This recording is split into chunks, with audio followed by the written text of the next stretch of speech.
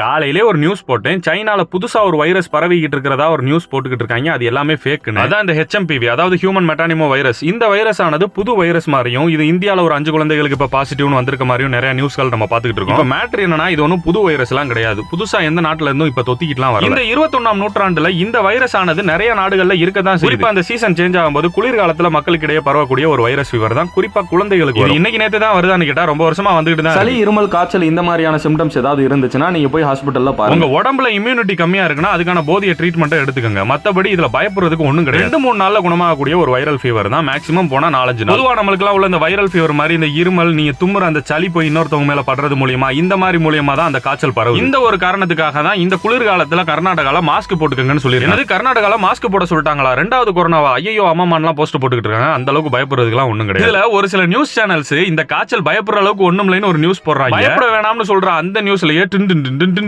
அச்சுறுத்துற மாதிரியான பேக்ரவுண்ட் மியூசிக்க போட்டுக்கிட்டு இருக்காங்க. மறுபடியும் சொல்றேன், பயப்படுறதுக்கு ஒண்ணும் இல்ல. குளிர்காலத்துல சளி எலி பிடிக்காம எப்படி உங்க உடம்ப பாத்துக்குவீங்களோ அதே மாதிரி பாத்துக்கல. என்ன விளையாட்டு காட்டுறாங்க, எப்படி எல்லாம் சோதிக்கிறாங்க, பொழுது விடிய விட மாட்டேங்கிறாங்களே ஐயா.